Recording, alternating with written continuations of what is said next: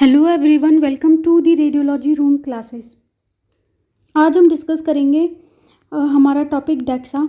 DEXA जो है important topic है। डीआरटी और बीआरटी, जो हमारे डीआरटी और बीआरटी का जो कोर्सेज होते हैं उसके लिए डेक्सा जो इम्पोर्टेंट टॉपिक है। रीसेंट एडवांस, जो हमारा रीसेंट एडवांस का जो पेपर होता है उसके अंदर डेक्सा का जो या तो आपके एग्ज़ाम में शॉर्ट नोट आ सकता है या फिर 16 मार्क्स का जो है पूरा का पूरा क्वेश्चन पूछा जा सकता है आपसे एग्जाम्स में रिगार्डिंग दी डेक्सा। ठीक है, तो आज हम डिस्कस करेंगे डेक्सा के बारे में। चलिए स्टार्ट करते हैं। सबसे पहले देखते हैं कि डेक्सा होता क्या है।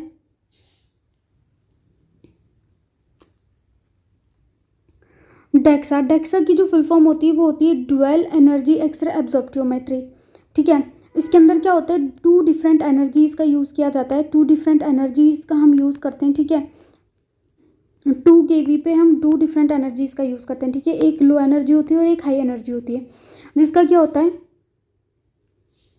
उसके अंदर होता है कि ये क्या है, एक स्पेशलाइज टेक्निक है। तो इसको जो डेक्सा होता है इसके अंदर 2 डिफरेंट एनर्जीज़ का यूज़ किया जाता है और वो जो 2 डिफरेंट एनर्जीज़ होती है वो हम यूज़ करते हैं बोन की जो मिनरल डेंसिटी होती है उसको मेज़र करने के लिए।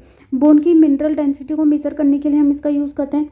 ठीक है, अब आगे देखते हैं कि इसको हम किसके लिए यूज़ करते हैं। जो डेक्सा होता है उसको हम यूज़ करते हैं बोन मिनरल डेंसिटी के लिए, और इसको गोल्ड स्टैंडर्ड यानी कि बेस्ट मॉडलिटी कंसिडर किया जाता है। ऑस्टियोपोरोसिस एंड फ्रैक्चर जो रिस्क होती है उसको डायग्नोस करने के लिए ये गोल्ड स्टैंडर्ड होता है। और इसके अंदर 2 डिफरेंट एक्सरे एनर्जीज़ का हम यूज़ करते हैं। ठीक है, वो 2 डिफरेंट एनर्जीज जो होती है वो डिफ्रेंशिएट करती है किसके बीच में, हमारे बोन के और सॉफ्ट टिश्यू के बीच में। ठीक है, बोन के और सॉफ्ट टिश्यू के बीच में जो है एनर्जी डिफ्रेंशिएट करती है और हमें प्रिसाइज मेजरमेंट देती है बोन मिनरल डेंसिटी का। ठीक है, जो डेक्सा होता है वो किस तरीके से काम करता है, इसका मेन प्रिंसिपल क्या होता है फंक्शन करने का। इसके अंदर मैंने अभी आपको बताया कि 2 एनर्जी एक्सरे की 2 बीम्स का ये यूज़ करता है डिफरेंट डिफरेंट एनर्जी लेवल्स की बोन डेंसिटी को मेज़र करने के लिए। बोन एब्जॉर्ब मोर एक्सरेज। बोन क्या है हमारी बॉडी का डेंस स्ट्रक्चर है, तो ये ज़्यादा एक्सरेज को एब्जॉर्ब करेगा। ठीक है, जबकि सॉफ्ट टिश्यूज जो है वो डेंस नहीं होते, तो ये क्या करते हैं, रेडिएशन को क्या होने देंगे, एक्सरे को क्या होने देंगे, पास होने देंगे, ज़्यादा इसके अंदर एब्जॉर्प्शन नहीं होगा। और बोन के अंदर क्या होगा, ज़्यादा एब्जॉर्प्शन होगा। तो बोन में और सॉफ्ट टिश्यू में हम क्या कर सकते हैं, इस वजह से इजीली क्या कर सकते हैं, डिफ्रेंशिएट कर सकते हैं। जैसे कि आपने एक्सरे में भी देखा होगा, जब हम किसी भी पेशेंट का एक्सरे परफॉर्म करते हैं तो उसके अंदर क्या होता है, हमें बोन्स जो होती है वो वाइट विजुअलाइज होती है। ठीक है, जबकि जो लंग्स वगैरह होते हैं ये हमें ब्लैक अपीयर होते हैं। क्यों? क्योंकि जो बोन्स होती है हमारी वो क्या होती है, हमारे डेंस स्ट्रक्चर होती है जो कि एक्सरेज को अब्जॉर्ब कर लेती है। ठीक है, तो जिसकी वजह से हम दोनों के बीच में, बोन और सॉफ्ट टिश्यू के बीच में क्या कर सकते हैं, डिफ्रेंशिएशन कर सकते हैं। तीसरा हम देखते हैं the difference in absorption between 2 beams is use to calculate bone mineral density. और ये जो डिफरेंस है, ठीक है, इसी को हम यूज़ करते हैं किसके लिए, बोन मिनरल डेंसिटी को मेज़र करने के लिए। आगे चलते हैं, इसके डेक्सा स्कैन के क्या क्या इंडिकेशंस हैं, इसको किस किस केसेस में हम यूज़ कर सकते हैं। सबसे पहले मैंने आपको बताया ऑस्टियोपोरोसिस के लिए हम इसको यूज़ कर सकते हैं। दूसरा, हम फ्रैक्चर के रिस्क को असेस करने के लिए इसको यूज़ कर सकते हैं। तीसरा, बोन के जो डिसऑर्डर्स होते हैं उनके ट्रीटमेंट की मॉनिटरिंग करने के लिए, मतलब कि बोन का कोई भी डिसऑर्डर हो रखा है किसी पेशेंट को, ठीक है, उसका ट्रीटमेंट चल रहा है, तो वो जो ट्रीटमेंट है वो कितना काम कर रहा है उस पेशेंट के ऊपर, उसको देखने के लिए, उसको मॉनिटर करने के लिए हम डेक्सा के यूज़ करते हैं। चौथा, हम यूज़ करते हैं किस किस कंडीशंस में, जैसे कि रूमेटॉइड अर्थराइटिस की कंडीशन में, क्रोनिक किडनी डिजीज़, इन सब कंडीशंस में भी इसका हम यूज़ करते हैं। ठीक है, पांचवा होता है पेडियाट्रिक बोन जो डिसऑर्डर्स होते हैं, यानी कि जो छोटे बच्चे होते हैं उनके अंदर जो बोन के डिसऑर्डर्स होते हैं उनके अंदर असेसमेंट के लिए हम यूज़ करते हैं। अब देखते हैं आगे की प्रोसीजर क्या होता है, डेक्सा स्कैन का प्रोसीजर किस तरीके से इसको परफॉर्म किया जाता है।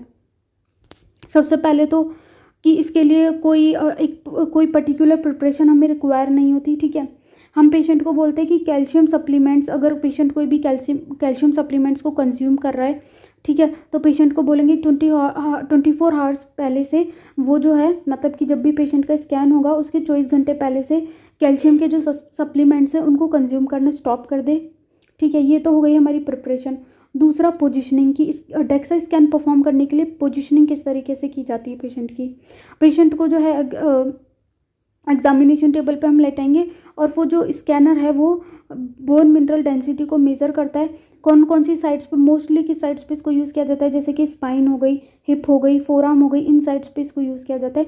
और जो डेक्सा स्कैन होता है इसको परफॉर्म करने में लगभग 10 से 20 मिनट जो है हमें लगते हैं, 10 से 20 मिनट लगते हैं। ठीक है, आगे चलते हैं। 10 से 20 मिनट लगते हैं। और जो रेडिएशन एक्सपोजर जो होता है, मतलब कि जो अमाउंट ऑफ एक्सपोजर होता है डेक्सा में, ये बहुत ही कम होता है। ठीक है, और जो हमारा नॉर्मल चेस्ट एक्सरे जो हम परफॉर्म करते हैं पेशेंट के, उसके अंदर जितनी रेडिएशन लगती है उससे भी कम जो है एक्सपोजर, उससे भी कम रेडिएशन जो है पेशेंट को लगती है किसमें, डेक्सा स्कैन में। आगे देखते हैं कि कौन कौन से कॉमन साइट्स हैं जहाँ पे हम डेक्सा का यूज़ करते हैं। ठीक है, लंबर स्पाइन जो होती है उसके लिए हम इसको यूज़ करते हैं L1 to L4। ठीक है, जो हमारा हिप वाला पार्ट होता है, हिप वाले पार्ट के लिए हम इसको यूज़ करते हैं। ठीक है, और तीसरा है हमारा forearm, lumbar spine and hip वाला पार्ट और फोरआर्म, इन 3 रीजन्स के लिए मोस्ट कॉमनली जो है इसको यूज़ किया जाता है। अब हम देखते हैं कि जो डेक्सा हमने डेक्सा जो है पेशेंट का परफॉर्म किया, उसके बाद हमें डेक्सा का हमें क्या मिलेंगे, रिजल्ट्स मिलेंगे। हमारे पास डेक्सा के रिजल्ट आएगा जो भी हम परफॉर्म करेंगे उसके बाद। तो वो जो रिपोर्ट होती है डेक्सा की, उसको हम किस फॉर्म में रिप्रेजेंट करते हैं, उसको हम रिप्रेजेंट करते हैं T score and Z score की फॉर्म में। किसके फॉर्म में, T score and Z score की फॉर्म में हम उसको रिप्रेजेंट करते हैं। अब हम देखते हैं कि टी स्कोर और जेड स्कोर होता क्या है। जो टी स्कोर होती है इसके अंदर हमें क्या देखने को मिलती है, कुछ वैल्यूज़ हमें मिलती है। वो जो वैल्यूज़ होती है उनका हम कंपैरिजन करते हैं किससे, जैसे कोई भी हमारे पास वैल्यू आई तो उसको हम कंपेयर करते हैं जो यंग हेल्दी एडल्ट्स होते हैं, उन वैल्यूज़ को यंग हेल्दी एडल्ट्स का जो स्कोर होता है उसके साथ कंपेयर किया जाता है। ठीक है, अब हम देखते हैं कि जो नॉर्मल टी स्कोर की वैल्यूज़ होती है वो कितनी कितनी होती है। जो नॉर्मल टी स्कोर की वैल्यू होती है वो होती है हमारी -1.0। -1.0 जो है हमारी नॉर्मल टी स्कोर की वैल्यू होती है। अगर किसी पेशेंट को ओस्टियोपीनिया है, ओस्टियोपीनिया, ठीक है, ओस्टियोपीनिया क्या होता है, एक बोन डिसऑर्डर होता है। ठीक है, जिसके अंदर अगर ओस्टियोपीनिया किसी पेशेंट को है तो टी स्कोर की वैल्यू हमें कितनी देखने को मिलेगी, 1.0 से -2.5, 1.0 से -1.0 से -2.5। याद रखना कि टी स्कोर की वैल्यूज जो होती है वो हमें माइनस में देखने को मिलती है। ठीक है, नॉर्मल में -1.0, ओस्टियोपीनिया के केस में -1.0 से -2.5।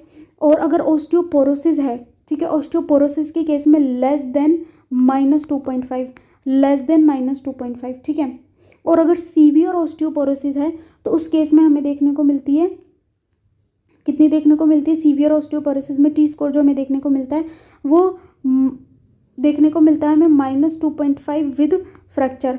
मतलब कि सीवियर ऑस्टियोपोरोसिस में फ्रैक्चर भी देखने को मिलेगा और -2.5 से कम वैल्यू होगी।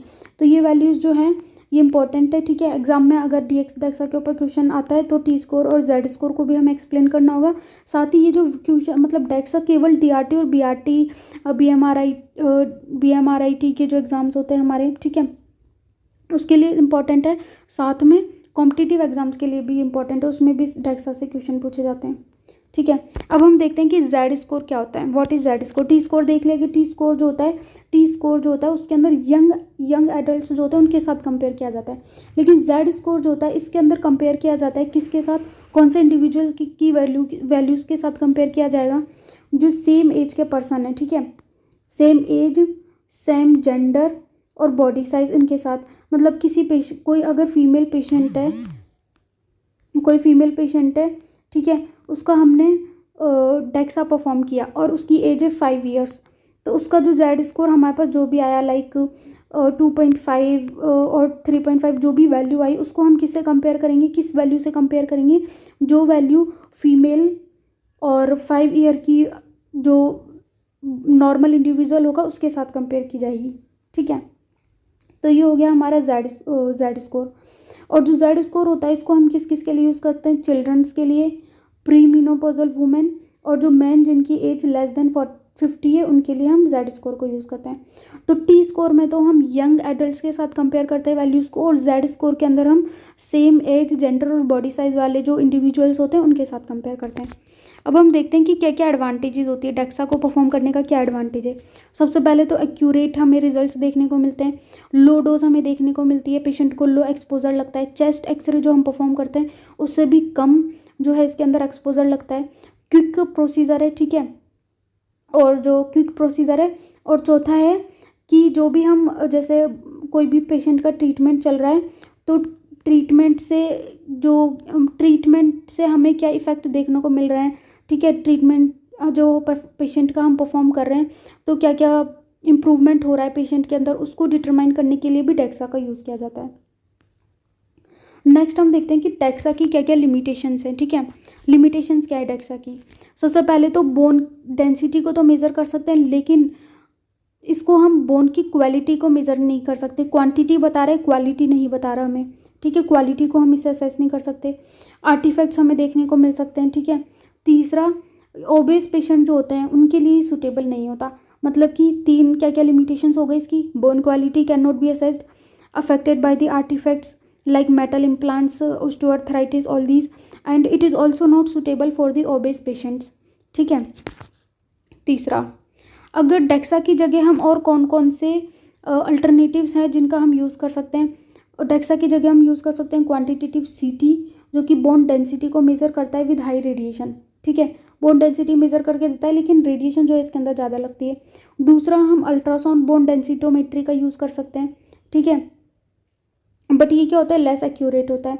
तीसरा, एमआरआई बेस्ड बोन एनालिसिस हम कर सकते हैं। अब डेक्सा के क्या क्या क्लिनिकल एप्लीकेशंस हैं। डेक्सा की क्लिनिकल एप्लीकेशन है ओस्टियोपोरोसिस, हम इसे परफॉर्म कर सकते हैं, ठीक है।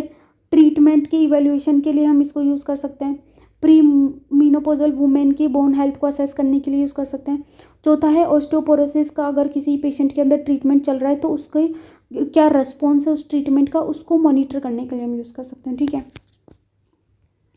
तो फाइनली कंक्लूजन यही है कि जो डेक्सा होता है हमारा डुअल एनर्जी एक्सरे एब्जॉर्प्टियोमेट्री, जिसके अंदर हम टू एनर्जी की जो एक्सरेज है उनको हम यूज़ करते हैं, ठीक है, 80 to 140 kVp, and bone health के असेसमेंट के लिए इसको यूज़ किया जाता है। और डोज जो होती है इसके अंदर बहुत ही कम लगती है और टाइम भी हमें 10 से 20 मिनट इसके अंदर लगता है, ठीक है।